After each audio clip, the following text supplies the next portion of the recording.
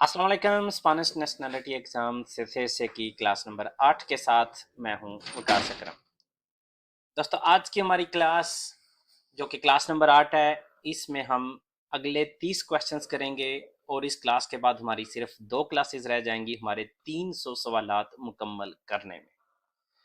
इससे पहले हम 7 क्लासेस देख चुके हैं। हर क्लास में मैं आपको ये याद करवाता हूँ, आपको बताता हूँ कि टोटल 300 क्वेश्चंस में से एग्जाम वाले दिन आपसे 25 सवाल पूछे जाएंगे और 25 में से आपने 15 ठीक करने हैं इसको अप तो या पास करने के लिए।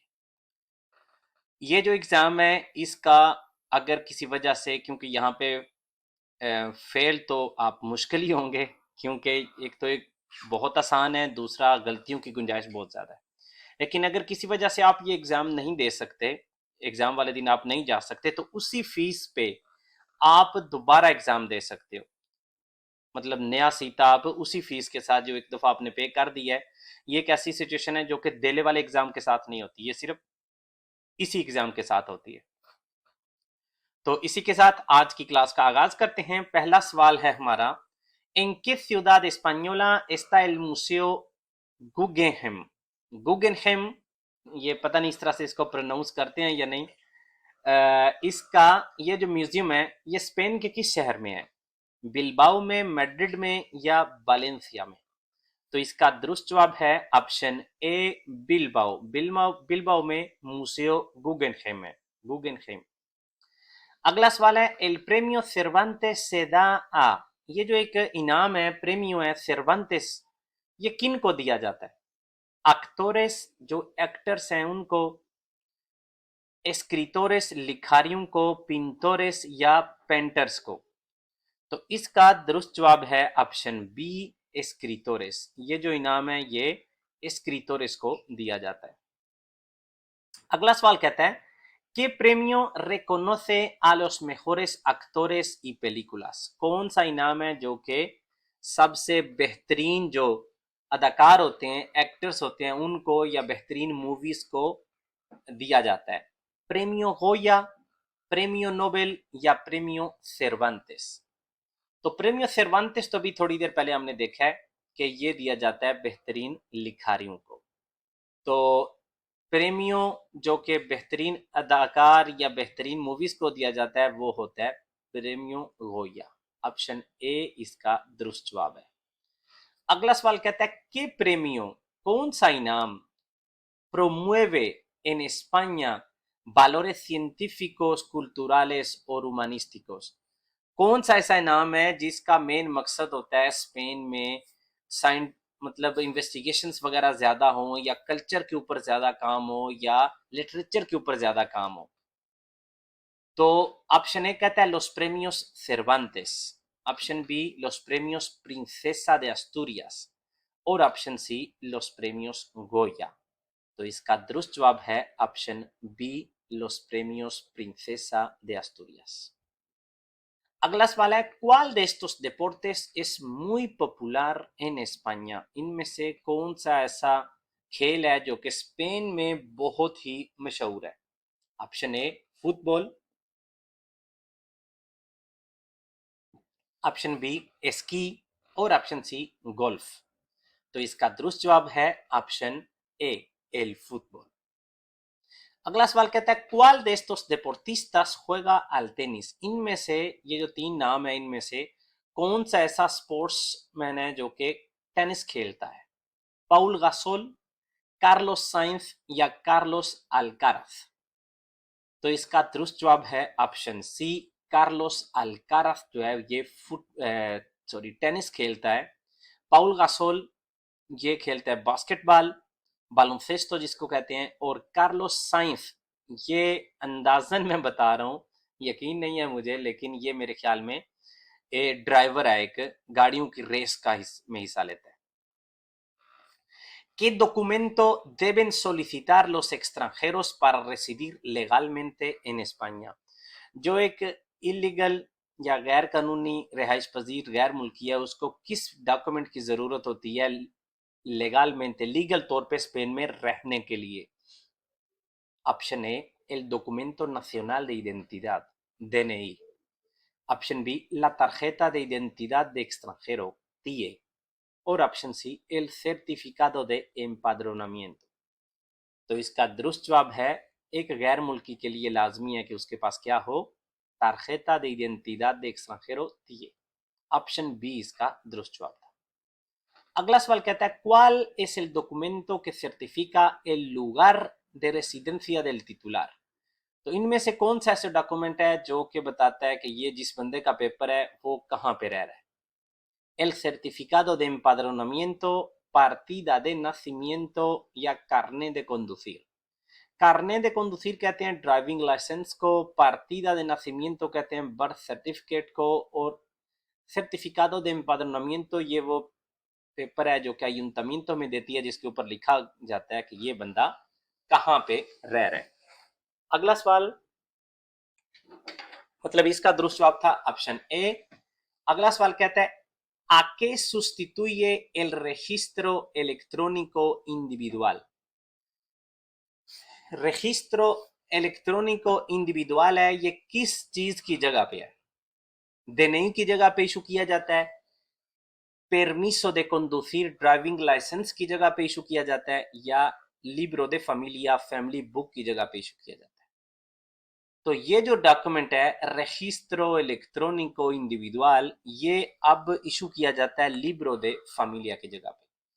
ये स्पेशली तौर पे उन फैमिलीज को पता होगा जिनके अभी आखिरी कुछ सालों में बच्चे पैदा हुए हैं, कि उनको अब पहले जब बच्चा पैदा होता था तो लिब्रो दे फैमिलिया दे दी जाती थी, या अगर पहले ही आपकी लिब्रो दे फैमिलिया तो उसके ऊपर नए बच्चे को ऐड कर दिया जाता। लेकिन अब वो जो बुक एक होती है एक छोटी सी, उस वो अब नहीं दी जाती, उसकी जगह पे क्या दिया जाता है? रजिस्ट्रो इलेक्ट्रॉनिको इंडिविजुअल। अगला सवाल कहता है ¿Cuál es la edad mínima para conducir en España? Spain में गाड़ी चलाने के लिए या ड्राइविंग के लिए कम से कम उम्र कितनी होनी चाहिए? ऑप्शन ए कहता है 16 साल, ऑप्शन बी कहता है 18 साल, और ऑप्शन सी कहता है 20 साल। तो यहाँ पे दुरुस्त जवाब है ऑप्शन बी। ड्राइविंग करने के लिए स्पेन में मिनिमम एज है 18 साल। अगला सवाल कहता है El carnet de conducir se hace en, driving licence बनाया जाता है या किया जाता है कहाँ पे? Option A Dirección General del Tráfico, DGT, option B La Policía Nacional, option C El Registro Civil। तो यहाँ पे दुरुस्त जवाब है ऑप्शन ए ला डायरेक्शन जनरल del tráfico, DGT में ड्राइविंग लाइसेंस जो है ना वो लिया जाता है या वहां से लिया जाता है। अगला सवाल कहता है para sacar el carnet de conducir hay que aprobar, driving licence लेने के लिए आपको पास करना होगा क्या? Option A un examen teórico, एक थ्योरी का test, option B un examen práctico, एक प्रैक्टिकल टेस्ट, और option C un examen teórico y otro práctico, एक थ्योरी का और एक प्रैक्टिकल का आपको एग्जाम पास करना होगा। तो इसका दुरुस्त जवाब है ऑप्शन सी। ड्राइविंग लाइसेंस लेने के लिए आपको एक थ्योरी का और एक प्रैक्टिकल का एग्जाम पास करना चाहिए होगा। ऑप्शन सी इसका दुरुस्त जवाब है। अगला सवाल कहता है ¿Dónde se tramita el libro de familia? libro de familia कहाँ अप्लाई की जाती है या कहाँ से ली जाती है? registro civil, seguridad social या comisarías de policía? Police station से, seguridad social के ऑफिस से, या registro civil से? तो इसका दुरुस्त जवाब है ऑप्शन ए en el registro civil। अगला सवाल कहता है ¿Cuál de estos canales de televisión es autonómico? इन तीनों में से कौन सा ऐसा टीवी का चैनल है जो कि सूबाई है, ऑटोनोमिको है? टेलीसिंको, नोवा या कैनाल सूर? तो इसका दुरुस्त जवाब है ऑप्शन सी कैनाल सूर। ये स्पेन का जो जनूब की साइड पे, सूर की साइड पे जो सूबा है अंदालुसिया, ये वहां का सूबाई चैनल है कैनाल सूर। अगला सवाल है ¿Cuánto dura el permiso de maternidad o paternidad? maternidad या paternidad की जो permiso है ये कितनी देर रहती है, कितनी होती है? 12 हफ्ते, 16 हफ्ते या 22 हफ्ते? ये जो सर्वंटिस की वेबसाइट पे नए क्वेश्चंस आए हैं उनमें अभी भी 16 हफ्ते ही लिखा हुआ है, लेकिन साथ में मैंने 17 इसलिए कर दिए हैं क्योंकि अब ये 17 हो गए हैं। तो आपने यहाँ पे ध्यान रखना है, जो भी 16 हो या 17 हो, जो भी होगा वो दुरुस्त जवाब होगा। ठीक है, 12 बिल्कुल भी नहीं है और 22 बिल्कुल भी नहीं है। तो 16 हो या 17 हो, जवाब हमारा दुरुस्त यही होगा, क्योंकि सर्वांतेस ने अभी 16 ही लिखे हुए हैं, तो मैंने इस वजह से यहाँ पे 16 लिखे हैं, लेकिन साथ में ब्रैकेट में 17 कर दिए हैं, क्योंकि अभी इस वक्त जो है ना वो 17 हफ्ते हैं। ऑप्शन बी इसका दुरुस्त जवाब है। अगला सवाल कहता है, ¿cuál es la tasa máxima de alcohol en sangre permitida a los conductores en gramos por litro?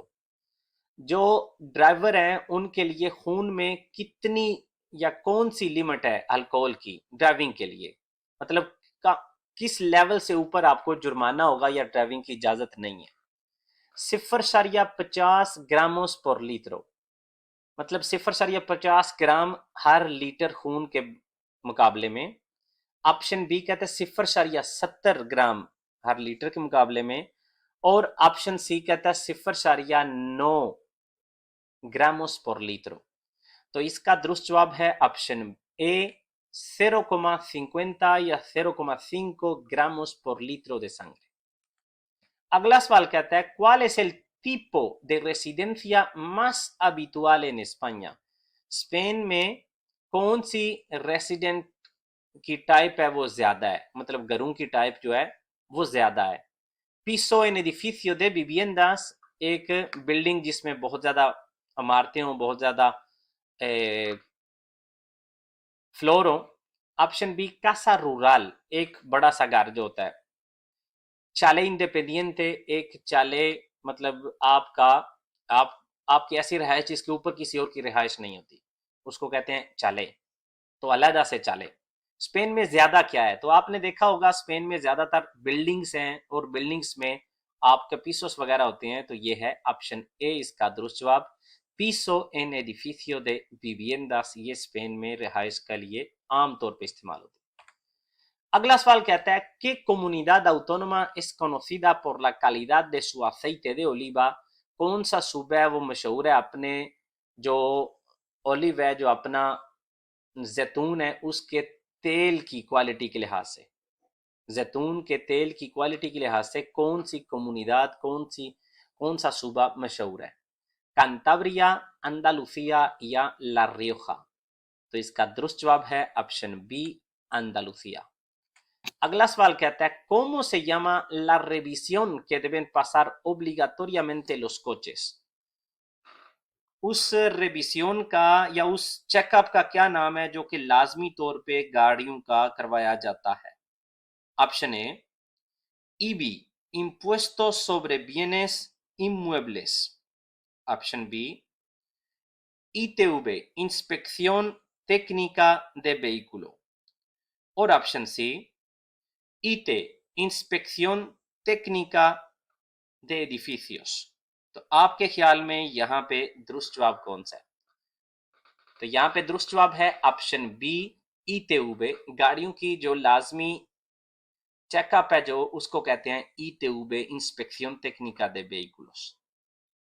EB जो है यहाँ पे इम्पोस्टो सोब्रे बियनेस इमूवेबलेस, ये सालाना टैक्स होता है आपके घर का, मतलब अगर आपने अपनी मलकियत में घर है तो अयुंतमिन तो हर साल आपसे ये टैक्स लेती है EB impuesto sobre bienes inmuebles। और ये जो ईटे है इंस्पेक्शन टेक्निका de edificios, ये आपकी बिल्डिंग का चेकअप करते हैं, मतलब बिल्डिंग जब ज्यादा पुरानी हो जाती हैं तो हर पीरियडों के बाद या कुछ अरसे के बाद आपकी बिल्डिंग्स का वो चेक करते हैं आके, कहीं ये गिरने वाली तो नहीं है, इसमें कोई खामी तो नहीं है, तो उस चीज को कहते हैं ईटे।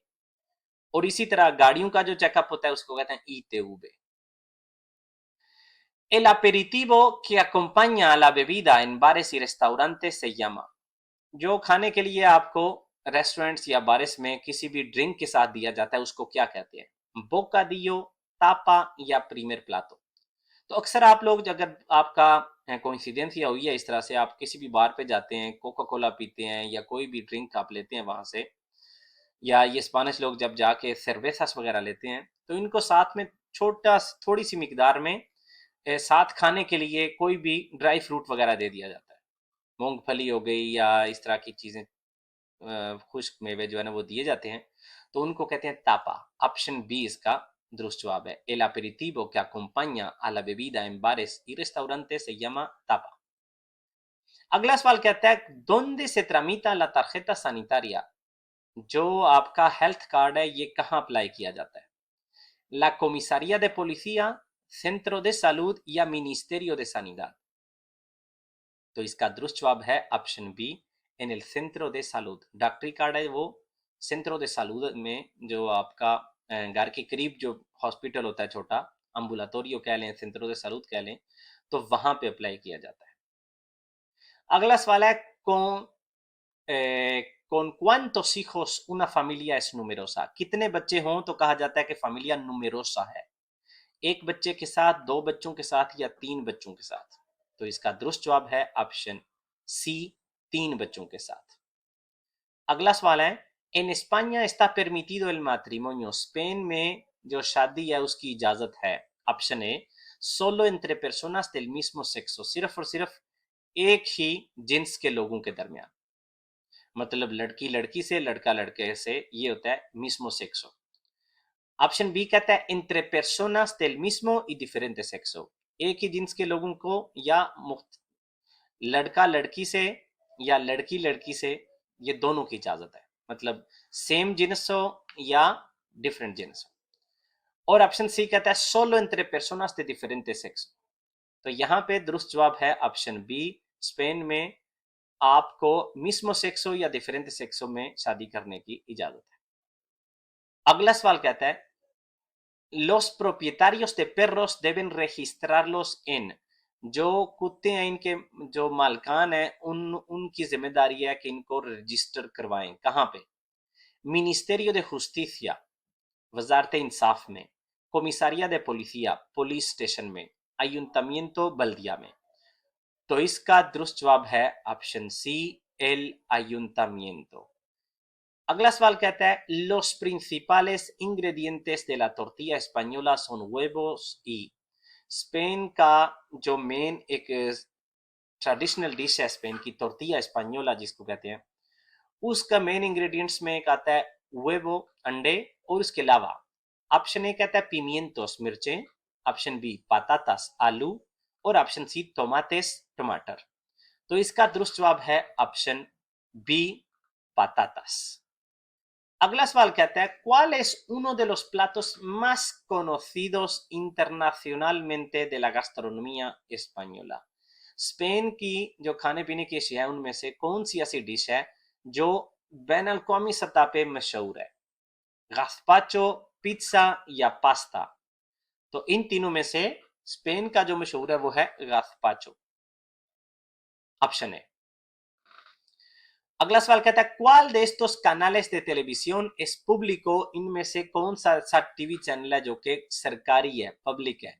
Telecinco, La Uno या Antena 3? तो इसका दुरुस्त जवाब है option B, La Uno। Telecinco और Antena 3 ये प्राइवेट चैनल्स हैं। अगला सवाल कहता है, en una comunidad de vecinos, एक कह लें एक बिल्डिंग में जिसमें कुछ बहुत सारे कह लें या कुछ हमसाए रहते हैं, जिसको एक comunidad de vecinos आप कह सकते हैं, una de las normas es, वहां पे एक कायदा ये होता है, मतलब जो आपके हमसाए हैं उनमें और आपके दरमियान एक मुआहिदा या एक नॉर्मा ये होता है। ऑप्शन ए, abrir la puerta al cartero, कि जब भी डाकिया आए उसके लिए दरवाजा खोलना है। Option B, no molestar con ruido, शोर के साथ दूसरों को तंग नहीं करना। और option C, limpiar los espacios comunes, जो सब के कॉमन एरियाज हैं, espacios comunes हैं, उनको साफ रखना या करना। तो इसका दुरुस्त जवाब है option B, no molestar con ruido। अगला सवाल है, ¿cuál de estos es el principal ingrediente de la paella valenciana? Valencia का जो पाएया है ये एक डिश है, उसका मेन इंग्रेडिएंट कौन सा है? अर्रोस चावल, चोरिसो ये सर्दों के गोश्त को कहते हैं, गार्बांसोस चने। तो इसका दुरुस्त जवाब है ऑप्शन ए, अर्रोस। अगला सवाल है, ला sidra es una bebida típica de। ला sidra ये एक ड्रिंक है, एक पीने वाली चीज है, ये किस जगह की टिपिकल है, खास तौर पे कहां पे पाई जाती है? अस्तूरियास, वालेंसिया या कनारियास? तो ये दुरुस्त जवाब है इसका ऑप्शन ए, अस्तूरियास। और इसके साथ हमारी आज की क्लास जो कि थी क्लास नंबर 8 उसका होता है अख्ताम। मिलते हैं इंशाल्लाह नेक्स्ट क्लास में, तब तक के लिए अल्लाह हाफिज।